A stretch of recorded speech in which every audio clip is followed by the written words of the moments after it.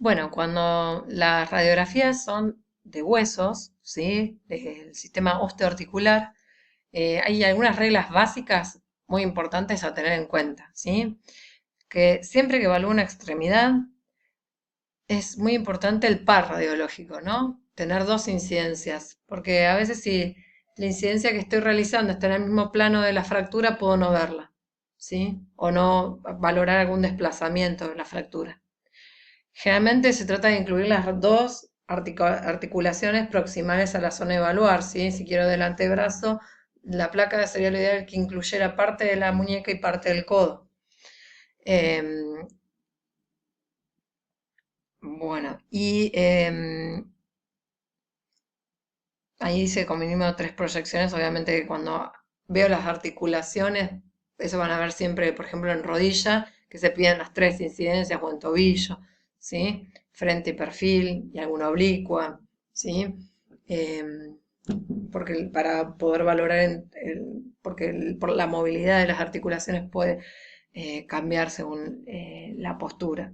Y en pediatría es muy aconsejable los pares radiológicos porque en pediatría el gran desafío es que como no está del todo osificado y hay núcleos de osificación y muchas partes con cartílago, al comparar las dos estructuras podemos saber si es algún núcleo de osificación o una fractura real, ¿sí? Este es un ejemplo de un fémur derecho eh, con una fractura de la metáfisis, ¿sí? Esta es una placa anteroposterior, frente, esta es una lateral de fémur, acá podemos ver bien claro el desplazamiento que hay, la fractura, eh, perdón, dije metáfisis, no diáfisis, ¿sí? Es una fractura transversa. Y ven que está incluyendo las dos articulaciones que vinculan al fémur, que van a ser la cadera y la rodilla.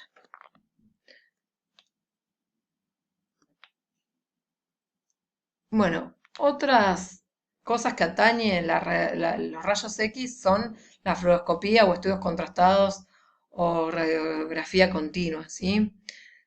La radiografía simple es una placa, es un momento, pero la fluoroscopía se le llama al registro continuo que podemos tener em, de la imagen mediante los rayos X, ¿sí? Que nos va a permitir una secuencia de imágenes, lo cual es muy importante para ciertos estudios, como son el colon por enema, la seriedad gastroduodenal, la seriedad esofágica, el tránsito de intestino, la daqueografía, la cisturetrografía miccional y retrógrada, que fueron las que vimos en ITU, la histerosalpingografía, la videoeglución, el videofecograma, mielografía, hay un millón, ¿sí? Lo que nos van a permitir es, en una estructura, colocar un contraste y poder ver cómo transita ese contraste y eso nos va a permitir sacar inferencias de la función de esos órganos, ¿sí?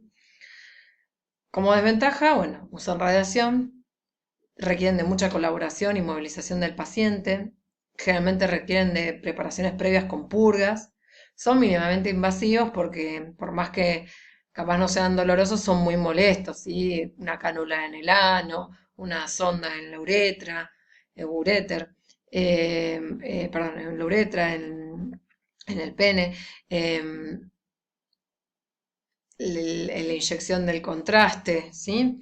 O, por ejemplo, los que son digestivos, la toma de un efervescente que da una sensación de distensión con ganas de eructar. Generalmente se realiza con el paciente despierto, muy rara vez se hacen con anestesia y, bueno, utilizan contraste. Bueno, esta es la cisturetrografía miccional, que puede ser anterior o retrógrada. La miccional es muy importante en niños y la anteriora y retrógrada nos referimos más a los adultos, ¿sí? Que lo que se hace es con una jeringa inyectar contraste por vía ascendente para ver cómo se encuentra la uretra distal, que generalmente es donde hay patologías de estrecheces o por la misma próstata. Y luego sí se pone una sonda Foley para llenar la vejiga y luego que orine el paciente y ver que esté conservada la vía. También se pueden valorar reflujos, eh, pero bueno, básicamente ya esto lo vimos. Ahí estaba mostrando cómo con una jeringa se puede llenar de forma retrógrada o, bueno, o por la micción anterógrada.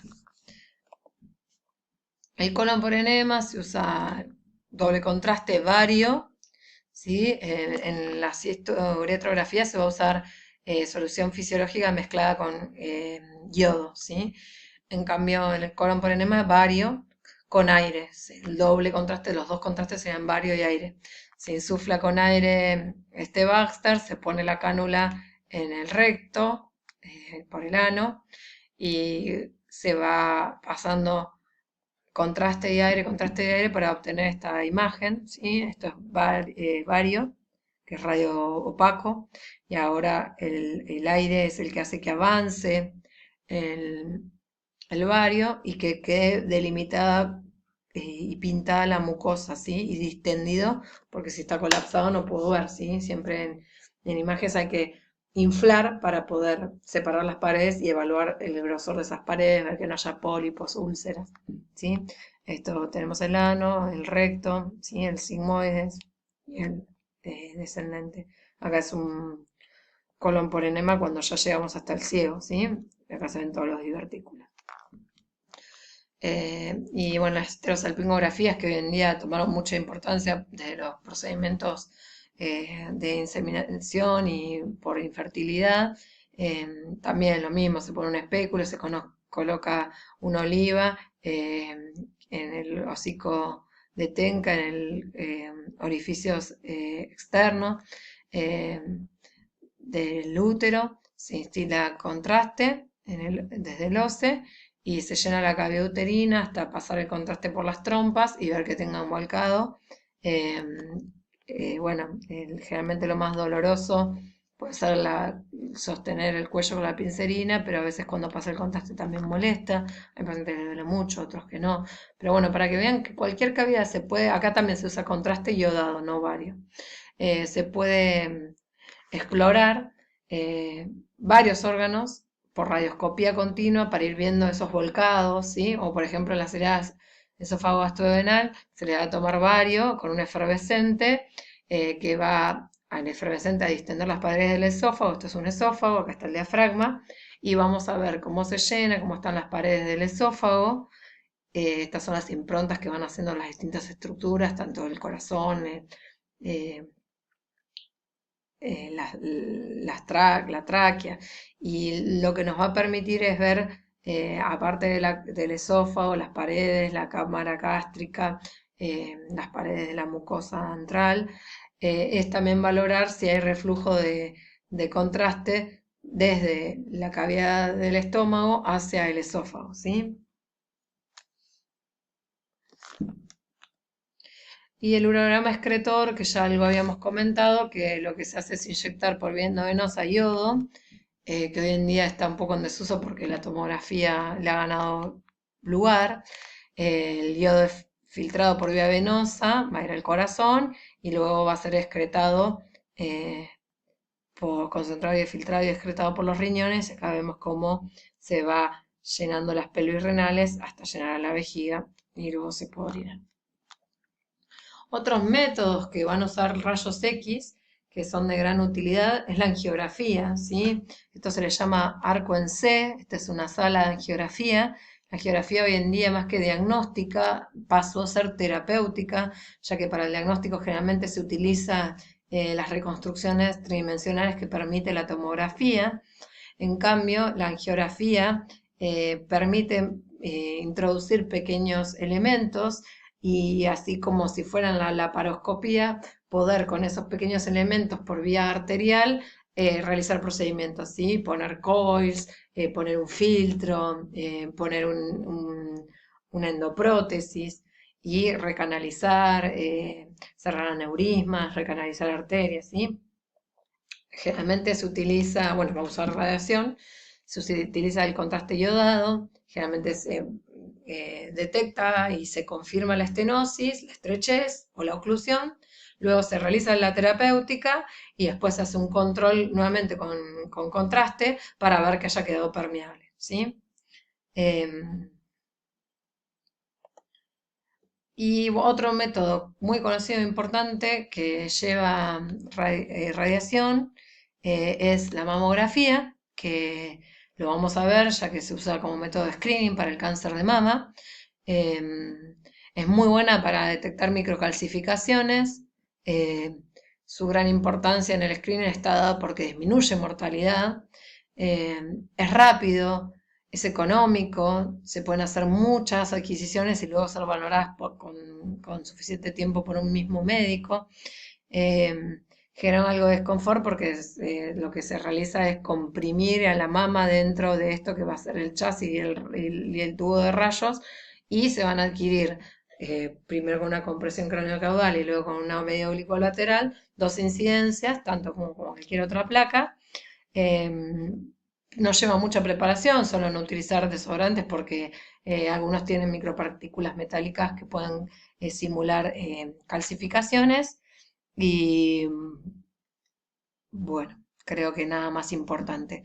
Bueno, hasta aquí llegamos con los métodos más conocidos y utilizados de radiología. Eh, Recuerden la guía que os mostré en la introducción de generalidades, que el día de mañana, cuando tengan la duda de qué estudio pedir, en esa guía la pueden utilizar para orientarse, porque según la sospecha clínica nos dice qué método pedir.